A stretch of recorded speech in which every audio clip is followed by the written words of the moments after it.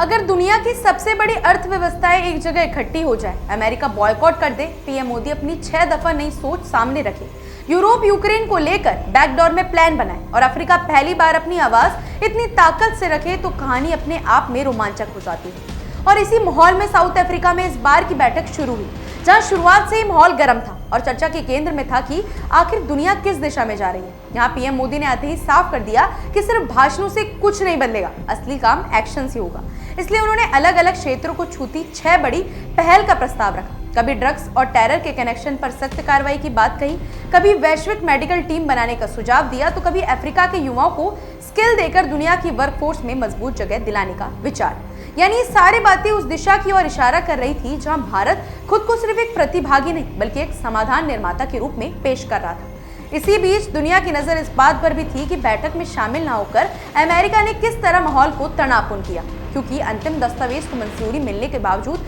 America का कहना था कि पूरी प्रक्रिया उनके बिना और उनकी सहमति के खिलाफ हुई, जबकि साउथ अफ्रीका का तर्क था कि उसने सब कुछ नियम और प्राथमिकताओं के हिसाब से किया और वो चाह रहा था कि वैश्विक दक्षिण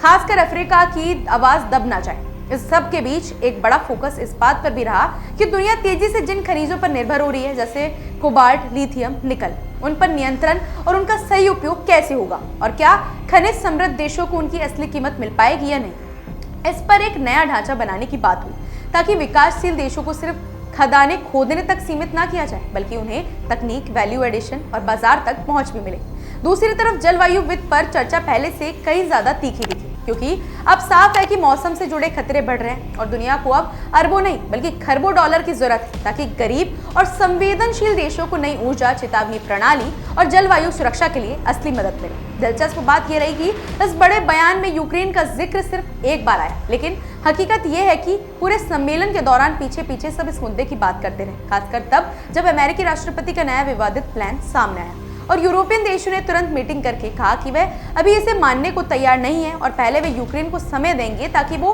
अपनी तरफ से एक काउंटर प्लान तैयार कर सके। कुल मिलाकर ये बैठक उस दौर की तस्वीर थी जहां दुनिया के बड़े देश एक दूसरे से असहमत भी थे, लेकिन साथ साथ इस बात को समझ भी रहे थे कि बिना मिलकर काम किए कोई भी समस्या हल नहीं होगी। और यही वजह है कि पूरी बैठक में कभी नेतृत्व की राजनीति दिखी, कभी संसाधनों की, कभी जलवायु की बेचैनी महसूस हुई तो कभी यूक्रेन की तनावपूर्ण परछाई। और इसी बीच भारत ने खुद को लगातार एक पॉजिटिव, समाधान परक आवाज के रूप में पेश करने की कोशिश की, जिस पर सभी की नजरें टिकी रही। फिलहाल ऐसी ही जानकारी के लिए जुड़े रहिए हमारे चैनल द इंडिया मूव्स के साथ।